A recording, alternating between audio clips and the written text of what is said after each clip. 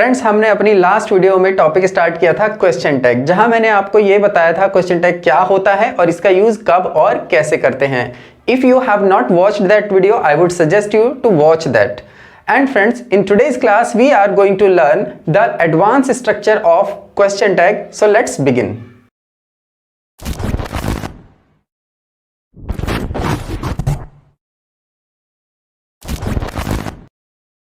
तो फ्रेंड्स, कुछ पॉइंट्स होते हैं जहां पर हमें कुछ बातों का ध्यान रखना होता है और हमें यह देखना होता है कि वहां पर क्या सब्जेक्ट है, उसी के अकॉर्डिंग हम क्वेश्चन टैग को भी चेंज करते हैं। So let's see. तो फ्रेंड्स, पहला पॉइंट है हमारा, आप देख सकते हैं, इंपेरेटिव सेंटेंसेस।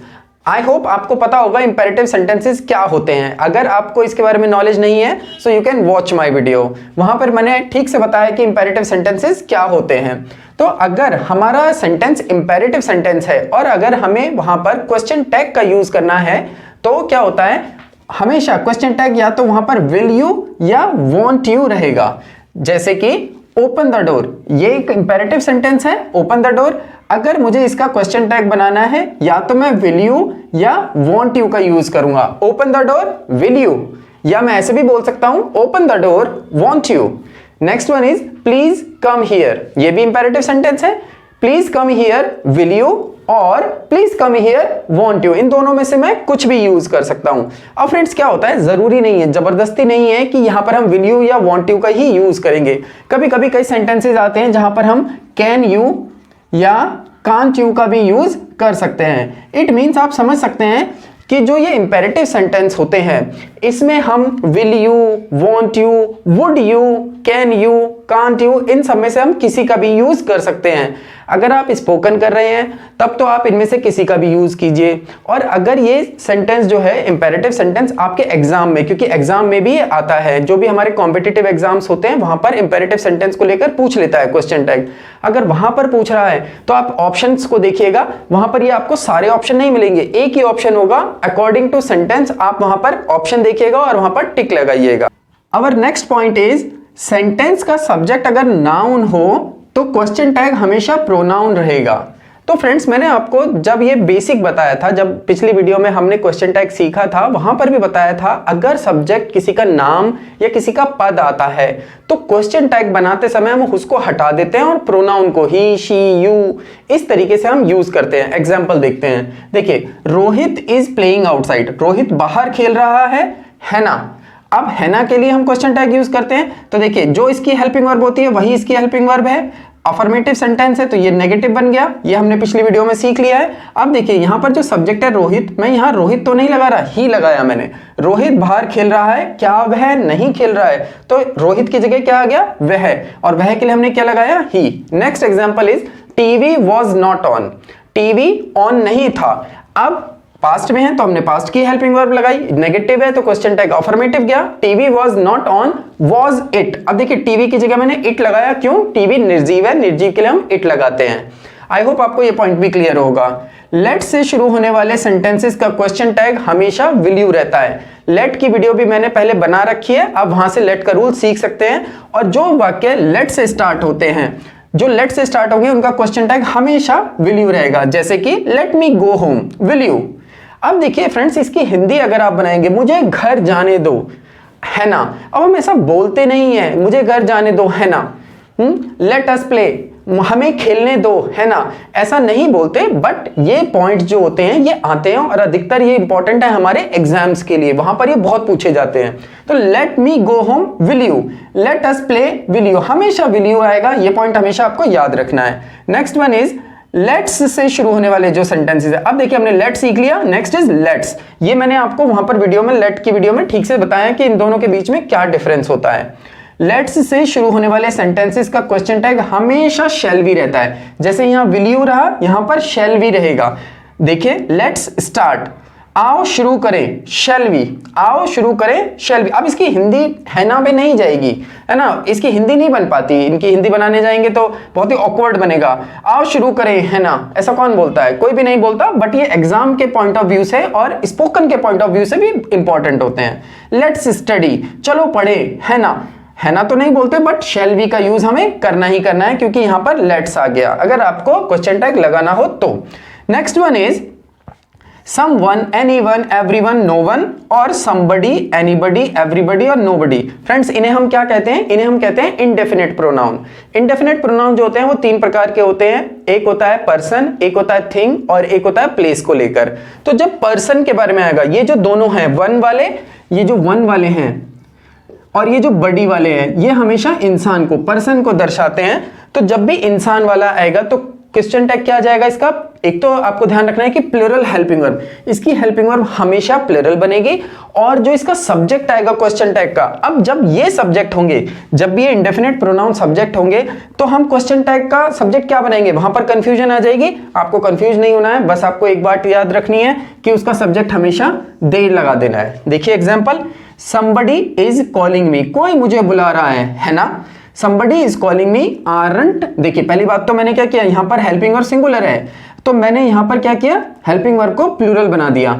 सिंगुलर नहीं रहेगी, प्लूरल जाएगी। सेंटेंस अफर्मेटिव है तो नॉट आ गया, aren't और सब्जेक्ट क्या रहा? दे, aren't they। आई होप आपको ये पॉइंट भी क्लियर होगा। somebody is calling me aren't they। no one helped him, किसी ने उसकी मदद नहीं की। अब देखिए पास्ट इंडेफिनिट है, पास्ट इंडेफिनिट में क्या होता है? क्वेश्चन टैग आता है, डिड आ जाता है। No one helped him, did they. अब यहां पर भी सब्जेक्ट डिड दे आया, सॉरी, और डिड क्या है? डिड तो चाहे सिंगुलर हो चाहे प्लूरल हो, सबके साथ डिड ही आता है। तो फ्रेंड्स आइए इसके कुछ और पॉइंट्स भी देखते हैं, जैसे कि समथिंग, एनीथिंग, एवरीथिंग और नथिंग, ये वस्तुओं को दर्शाते हैं, ये भी इंडेफिनेट प्रोनाउन होते हैं, जैसे कि मैंने अभी आपको बताया था। तो जब भी किसी वस्तु, ये वस्तु को दर्शाते हैं, तो जब ये सब्जेक्ट होंगे, जब ये सब्जेक्ट बनेंगे, तो हम क्या करेंगे? क्वेश्चन टैग में हेल्पिंग वर्ब तो हमेशा सिंगुलर रहेगी और इसका सब्जेक्ट हमेशा इट रहेगा, हमेशा इट को बनाएंगे। देखिए इट जो होता है निर्जीव चीजों को रिप्रेजेंट करता है, इसी वजह से इसका सब्जेक्ट इट रहेगा। एग्जांपल्स देखते हैं। देखिए समथिंग इज रॉन्ग, कुछ गलत है, इजंट इट, इसकी हेल्पिंग वर्ब सिंगुलर है और सब्जेक्ट हमने इट यूज किया। Next one is everything will not be good, सब कुछ ठीक नहीं होगा, विल इट, तो यहां पर भी सब्जेक्ट इट है। आई होप आपको ये पॉइंट भी क्लियर हो गया होगा। Next is hardly, scarcely, rarely, little, few, seldom, no, never. Friends ये जो वर्ड्स हैं, ये जो सारे वर्ड्स मैंने यहां लिखे, ये नेगेटिव होते हैं। इनका मतलब होता है हार्डली, स्कैर्सली मीन्स मुश्किल से, रेयरली कभी कभार, लिटिल, फ्यू मीन्स थोड़ा, मतलब नेगेटिव, शेल्डम माने भी कभी कभार, नो, नेवर नहीं या कभी नहीं। अब फ्रेंड्स ये जो वर्ड्स हैं ये हमेशा नेगेटिविटी को दर्शाते हैं। ये इतने कम, इतने थोड़े या इतना शायद होता है कि उसके होने का कोई प्रभाव नहीं पड़ता, उससे कोई फर्क नहीं पड़ता। तो ये जो वर्ड्स होते हैं ये नेगेटिव होते हैं और इनके बारे में हम और ठीक से आगे भी देखेंगे। तो अभी आप ये याद रखें कि ये जो वर्ड्स हैं ये नेगेटिव हैं। अब अगर सेंटेंस में अगर ये वर्ड आएंगे तो वो वाक्य भी नेगेटिव हो जाएगा, चाहे वहां नो, नॉट या नेवर आए या ना आए, तो वो वाक्य नेगेटिव हो जाएगा। अब वो वाक्य नेगेटिव हो जाएगा तो क्वेश्चन टैग क्या जाएगा? हमेशा अफर्मेटिव जाएगा। तो क्वेश्चन टैग जो होगा वो हमेशा अफर्मेटिव रहेगा। देखिए example, I hardly go to school, मैं मुश्किल से स्कूल जाता हूं, मतलब कि अगर मैं आपसे कहूं मैं महीने में एक आध दिन स्कूल जाता हूं तो उस जाने से कोई फायदा है? उस काम को करने से कोई फायदा नहीं है। अगर आप महीने में एक दिन स्कूल जा रहे हैं तो वहां पर वो नेगेटिविटी ही है, जाएं या ना जाएं बराबर है। तो यहां पर हमारा सेंटेंस जो है वो नेगेटिविटी को दर्शा रहा है, इसलिए जो क्वेश्चन टैग है वो अफर्मेटिव रहेगा। आप ये मत सोचिएगा यहां तो नॉट भी नहीं आया, यहां तो नेगेटिविटी को भी नहीं दर्शा रहा, फिर भी यहां क्वेश्चन टैग अफर्मेटिव कैसा हो गया? नहीं, ऐसे नहीं होगा, ये हार्डली की वजह से ये सेंटेंस नेगेटिव बन गया। Next example is I have few friends, मेरे कुछ दोस्त हैं। देखिए फ्रेंड्स फ्यू जो होता है इसका मतलब थोड़ा होता है, ये भी नेगेटिविटी को दर्शाता है। तो मेरे कुछ दोस्त हैं मतलब कि एक आधा ही कोई दोस्त है मेरा, वो भी मुश्किल से, तो इसीलिए यहां पर भी क्वेश्चन टैग अफर्मेटिव ही रहा। हैव आई, हेल्पिंग और वही लिया हमने, सब्जेक्ट भी आई ही आया। आई होप आपको ये भी क्लियर हो गया होगा। नोट करके फ्रेंड्स मैंने यहां लिखा है, अगर हम सेंटेंस में ए लिटिल या ए फ्यू पाते हैं, अगर सेंटेंस में देखिए यहां पर क्या है लिटिल और फ्यू, बट यहां पर ये ए लिटिल या ए फ्यू आ गया, ए जुड़ गया इनके साथ, तो यहां पर क्या होता है ये नेगेटिविटी से थोड़ा सा आगे बढ़ जाता है और ये पॉजिटिविटी में चला जाता है। तो ये जो होता है ये सेंटेंस जो होते हैं जहां पर ये आएंगे ए फ्यू या ए लिटिल आएगा तो वो वाक्य नेगेटिव नहीं होगा। तो क्वेश्चन टैग कैसा बनेगा? नेगेटिव बनेगा। भाई जब सेंटेंस अफर्मेटिव हो गया तो क्वेश्चन टैग जो है वो नेगेटिव बनेगा, है ना। मैंने यहां पर भी लिखा हुआ है, देखिए example, I have a few friends, haven't I, देखिए नेगेटिव है। I have a few friends, मेरे कुछ दोस्त हैं, मतलब नाम मात्र से थोड़े से ज्यादा नहीं हो सकते, क्योंकि फ्यू का मतलब ही थोड़ा होता है। और मैं आपको ये अलग से सेपरेट वीडियो में समझाऊंगा कि फ्यू, अ फ्यू और एक और होता है द फ्यू, इनमें क्या डिफरेंस होता है, इनका क्या मतलब होता है, तो हम उसको बाद में देखेंगे। अभी बस आप ये याद रखिए, अ फ्यू आ जाए तो वो अफर्मेटिव हो जाएगा सेंटेंस और क्वेश्चन टैग नेगेटिव चला जाएगा। Next one is this that. अब देखिए यहां पर मैंने कुछ पॉइंट्स लिखे हैं, जहां पर अगर सब्जेक्ट आपको ये मिले तो आपको उसका जो क्वेश्चन टैग का सब्जेक्ट है वो क्या बनाना है। देखिए अगर आपका सब्जेक्ट है दिस और दैट तो आपका क्वेश्चन टैग जाएगा नेगेटिव, क्वेश्चन टैग का सब्जेक्ट। अगर देयर आएगा तो क्वेश्चन टैग का सब्जेक्ट देयर का देयर ही रहेगा। अगर सब्जेक्ट आएगा वन तो क्वेश्चन टैग का सब्जेक्ट वन ही रहेगा। अब ये वन फ्रेंड्स, वन का मतलब एक नहीं है, यहां पर वन का मतलब एक की बजाय यहां पर क्या है, कोई या हर कोई। अभी हम इसका एग्जांपल देखेंगे। दीज या दोज आएगा तो इसका क्वेश्चन टैग दे बन जाएगा, क्वेश्चन टैग का सब्जेक्ट दे बनेगा। देखिए एग्जांपल्स देखते हैं इनके। दिस इज योर कार, देखिए दिस आ गया तो दिस किस में बदल गया, क्वेश्चन टैग में, इट में। This is your car isn't it. अब यहां पर हेल्पिंग वर्ब तो हमने वहीं से ली, अब सब सेंटेंस भी सब अफर्मेटिव है तो क्वेश्चन टैग नेगेटिव बना, बट जो इसका सब्जेक्ट है वो क्या गया, इट गया। देखिए next one, there were two boys. अब ये देयर से स्टार्ट हो रहा है, देयर आ रहा है तो इसका क्वेश्चन टैग का सब्जेक्ट क्या रहेगा, देयर ही रहेगा। There were two boys weren't there, so इसका सब्जेक्ट भी वही रहा, देयर का देयर ही रहा। One should help the poor. अब देखिए फ्रेंड्स, जैसे कि मैंने अभी आपको बताया था, वन का मतलब यहां पर एक नहीं है, यहां पर वन का मतलब है हर किसी को, कोई भी, हर किसी को। तो यहां पर one should help the poor, हर किसी को गरीबों की मदद करनी चाहिए, तो शुडंट वन। अब देखिए यहां पर सब्जेक्ट जो है वो वन का वन ही रहा। क्या हर किसी को नहीं करनी चाहिए या हर किसी को गरीबों की मदद करनी चाहिए, है ना। तो इस तरीके से इसकी सेंस आएगी। These are my books aren't they. देखिए यहां पर क्या है, दीज या दोज किस में जाता है, दे में जाता है, तो ये दीज से है सब्जेक्ट, यहां पर किस में बदल गया, दे में। These are my books aren't they. आइए फ्रेंड्स अब इसका नेक्स्ट पॉइंट देखते हैं। देखिए मैंने यहां बोर्ड पर दो सेंटेंस लिखे हैं, एक है अफर्मेटिव और एक है नेगेटिव। देखिए आई एम अ टीचर, मैं एक अध्यापक हूं। अगर मुझे इसका क्वेश्चन टैग जोड़ना है तो इसका क्वेश्चन टैग क्या बनेगा, एमंट, और सब्जेक्ट क्या जुड़ जाएगा, आई, जो इसका सब्जेक्ट वही इसका सब्जेक्ट हो जाएगा। बट फ्रेंड्स क्या होगा, ये गलत हो जाएगा। आपको ये बात ध्यान रखनी है, जब भी आई एम ये हेल्पिंग वर्ब हो और ये सब्जेक्ट हो आई, तो और सेंटेंस जो है अफर्मेटिव हो, तो इसका जो क्वेश्चन टैग होगा वो हमेशा आरंट आई करके बनेगा, ये क्वेश्चन टैग होगा हमेशा इसका।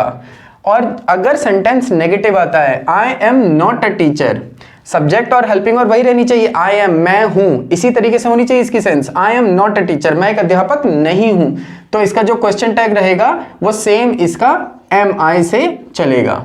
अब यहां पर इसको बदलने की जरूरत नहीं है, आर में ये सीधा यही रहेगा, यही हेल्पिंग वर्ब और यही सब्जेक्ट लेगा। आई होप आपको दोनों पॉइंट्स भी क्लियर होंगे। अफर्मेटिव तो आरंट आई, नेगेटिव तो एम आई, ये इसी तरीके से चलता है और एग्जाम्स में बहुत पूछा जाता है, जहां स्टूडेंट्स कंफ्यूज हो जाते हैं। तो फ्रेंड्स आई होप आपको क्वेश्चन टैग एडवांस में समझ में आया होगा। आप इस एडवांस को करने से पहले बेसिक को जरूर समझिएगा, मेरी पिछली वीडियो जरूर देखिएगा, ताकि आपको वहां से क्लियर हो जाए क्वेश्चन टैग होता क्या है। और फिर अगर आप इन पॉइंट्स को करेंगे तो आपको ये ठीक से समझ में आएंगे। और दूसरी बात देखिए, समझना कम है यहाँ पर, रटना ज्यादा है। हर जगह समझने का ही नहीं चलता सेंस, आप इन चीजों को ये आपको याद करनी पड़ेंगी कि इनको हम यूज कहाँ करते हैं। एक बार इन्हें आप याद कर लेंगे तो आगे आपको प्रॉब्लम नहीं आएगी। सो फ्रेंड्स, अगर आपको मेरी वीडियोस पसंद आ रही हैं तो प्लीज लाइक कीजिए। So that's it for today, see you in next class.